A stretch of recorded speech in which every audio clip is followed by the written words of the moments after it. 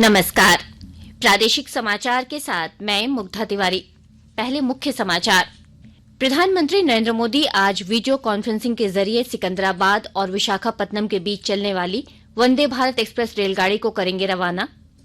निकाय चुनाव में ओबीसी आरक्षण पर राज्य सरकार को सुप्रीम कोर्ट की ओर से दी गई 2 सप्ताह की मोहलत। देश भर में मकर संक्रांति का पर्व श्रद्धा के साथ मनाया जा रहा है। लोग सुबह से कर रहे हैं स्नान, ध्यान और दान। और भारत और श्रीलंका के बीच तीसरा और अंतिम एक दिवसीय क्रिकेट मैच आज तिरुवनंतपुरम में दोपहर 1:30 बजे से खेला जाएगा। और अब समाचार विस्तार से। प्रधानमंत्री नरेंद्र मोदी आज सुबह 10:30 बजे सिकंदराबाद से विशाखापत्तनम को जोड़ने वाली वंदे भारत एक्सप्रेस को वीडियो कॉन्फ्रेंसिंग के जरिए झंडी दिखाकर रवाना करेंगे। यह 2 राज्यों तेलंगाना और आंध्र प्रदेश को जोड़ने वाली पहली वंदे भारत एक्सप्रेस है। नई दिल्ली और वाराणसी के बीच चल रही पहली वंदे भारत एक्सप्रेस की शुरुआत फरवरी 2019 में की गई थी। वंदे भारत एक्सप्रेस पूरी तरह से भारत में निर्मित है और आधुनिक सुविधाओं से युक्त है। यह यात्रियों को अपने गंतव्य पर जल्दी पहुंचाती है और इससे यात्रा करना एक सुखद अनुभव होता है। इस एक्सप्रेस में स्वदेश में ही निर्मित कवच सुविधा भी है जो रेलगाड़ियों को टकराने से बचाती है। रिमोट मतदान मशीन पर चर्चा के लिए निर्वाचन आयोग कल सभी राष्ट्रीय राजनीतिक दलों के अध्यक्षों, प्रमुखों और महासचिवों के साथ बैठक करेगा। बैठक में तकनीकी विशेषज्ञ समिति के सदस्य भी उपस्थित रहेंगे। आयोग ने अपने घर से दूर रह रहे मतदाताओं के लिए रिमोट वोटिंग की व्यवस्था शुरू करने का प्रस्ताव किया है। इसके लिए बहु निर्वाचन क्षेत्र इलेक्ट्रॉनिक मतदान मशीन का उपयोग किया जाएगा जो वर्तमान इलेक्ट्रॉनिक मतदान मशीन जितनी ही सुरक्षित होगी। इस नई मशीन का उपयोग कर एक ही मतदान केंद्रों से 72 निर्वाचन क्षेत्रों में वोट डाले जा सकेंगे। यह व्यवस्था लागू होने से प्रवासियों के लिए मतदान आसान हो जाएगा। झारखंड में नगर निकाय चुनाव में ओबीसी को आरक्षण नहीं देने के मामले में राज्य सरकार को सर्वोच्च न्यायालय ने जवाब दाखिल करने के लिए 2 सप्ताह का समय मिल गया है। राज्य सरकार ने इसे लेकर अनुरोध किया था जिसे न्यायालय ने स्वीकार कर लिया। इस मामले में सर्वोच्च न्यायालय में शुक्रवार को सुनवाई हुई जिसमें राज्य सरकार की ओर से इसे लेकर अनुरोध किया गया। सुनवाई में झारखंड सरकार के मुख्य सचिव को इस मामले में कोर्ट के नोटिस पर जवाब देना था, लेकिन उनकी ओर से राज्य सरकार के अधिवक्ता ने समय देने का अनुरोध किया। सर्वोच्च न्यायालय में यह सुनवाई गिरिडीह सांसद चंद्र प्रकाश चौधरी द्वारा दाखिल अवमाननावाद के मामले में हुई। सांसद ने सर्वोच्च न्यायालय में ओबीसी आरक्षण नहीं देने को लेकर झारखंड सरकार के विरुद्ध जनहित याचिका दायर की थी। तब इसकी सुनवाई के दौरान झारखंड सरकार द्वारा सुप्रीम कोर्ट में अंडरटेकिंग दिया गया था कि होने वाले चुनाव में ट्रिपल टेस्ट एवं ओबीसी आरक्षण का अनुपालन सुनिश्चित की जाएगी। बावजूद इसके नगर निकाय चुनाव में ओबीसी आरक्षण नहीं दी गई है। इस पर पुनः सांसद चंद्र प्रकाश चौधरी ने सर्वोच्च न्यायालय में अवमाननावाद याचिका दर्ज कराया। केंद्रीय मंत्री पीयूष गोयल ने कहा है कि गरीबों और किसानों की मदद करने के लिए भारतीय खाद्य निगम में शीघ्र सुधार किए जाने चाहिए। उन्होंने भारतीय खाद्य निगम के 59वें स्थापना दिवस के अवसर पर ये बात कही। श्री गोयल ने भारतीय खाद्य निगम में भ्रष्टाचार के कथित मामले को खतरा बताते हुए कहा कि भ्रष्टाचार को बर्दाश्त नहीं किया जाएगा। देश भर में कल सशस्त्र बल पूर्व सैनिक दिवस मनाया गया। रक्षा मंत्री राजनाथ सिंह ने कहा कि देश में विकास इसलिए हो रहा है क्योंकि देश की सीमाएं सुरक्षित हैं। श्री राजनाथ सिंह कल देहरादून में 7वें सशस्त्र बल पूर्व सैनिक दिवस समारोह को संबोधित कर रहे थे। रक्षा मंत्री ने कहा कि पूर्व सैनिकों का कल्याण सुनिश्चित करना सरकार का कर्तव्य है और इस दिशा में कई महत्वपूर्ण कदम उठाए गए हैं। डीवीसी और एनटीपीसी ने संयुक्त रूप से अक्षय ऊर्जा से सोलर प्लांट बनाने के लिए हाथ मिलाया है। दोनों संस्थानों के बीच एमओयू भी हो गया है। विस्तृत ब्यौरे के साथ हमारे धनबाद संवाददाता। डीवीसी व एनटीपीसी ने संयुक्त रूप से अक्षय ऊर्जा से सोलर प्लांट बनाने के लिए हाथ मिलाया है। दोनों संस्थानों के बीच एमओयू भी हो चुका है। इसमें 51% हिस्सेदारी एनटीपीसी व 49% हिस्सेदारी डीवीसी की होगी। धनबाद के मैथन व पंचायत में बनने वाले सोलर प्लांट का संचालन, देखरेख व वितरण का काम एनटीपीसी करेगा, जबकि डीवीसी की जमीन होगी। इधर कार्य शुरू करने से पहले एनटीपीसी ने डीवीसी से 200 एकड़ जमीन मांगी है ताकि बाद में कोई समस्या न हो।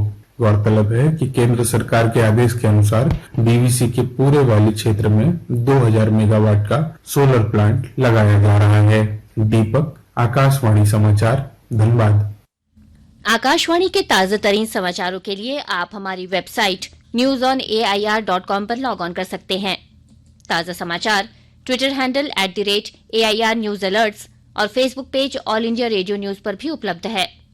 आप प्रादेशिक समाचार एकांश के ट्विटर हैंडल @AIR News _ और फेसबुक, इंस्टाग्राम पेज तथा YouTube channel AIR news Ranchi पर भी हमारे बुलेटिन सुन सकते हैं। प्रादेशिक समाचार आप आकाशवाणी रांची से सुन रहे हैं।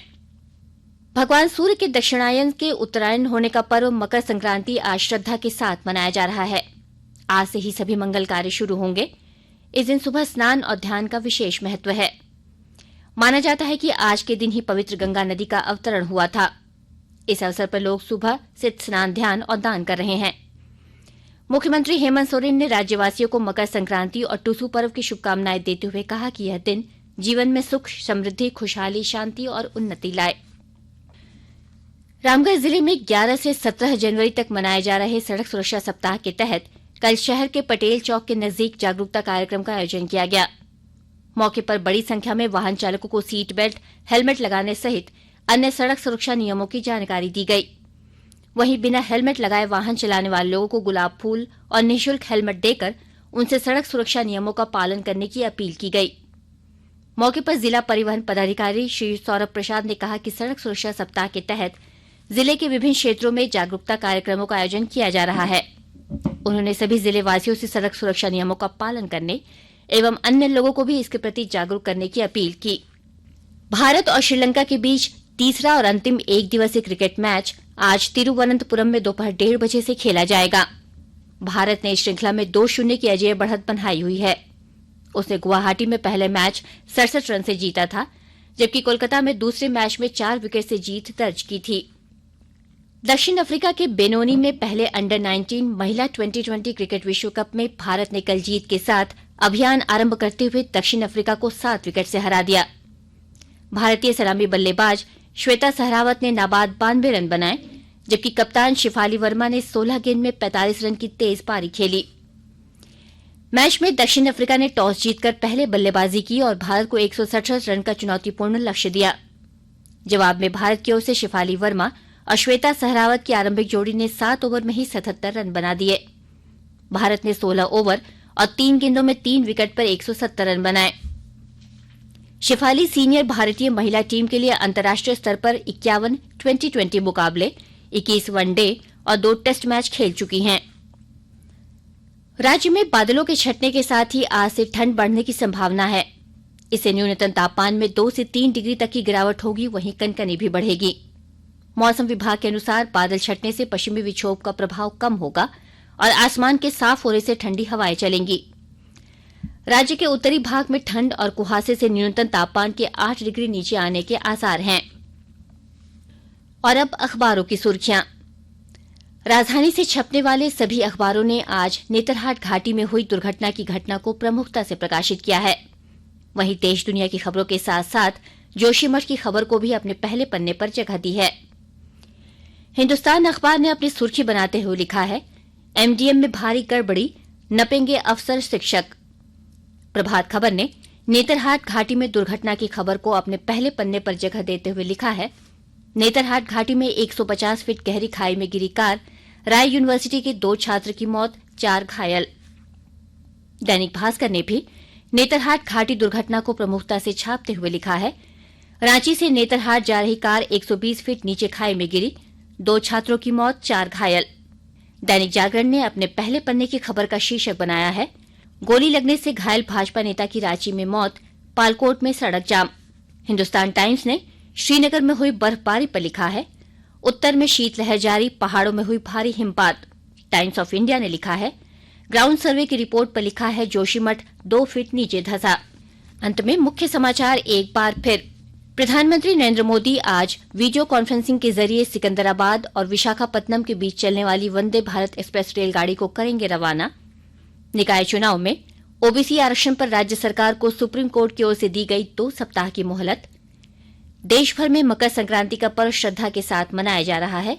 लोग सुबह से कर रहे हैं स्नान, ध्यान और दान।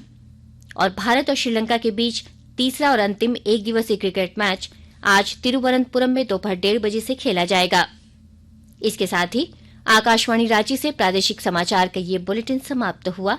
नमस्कार।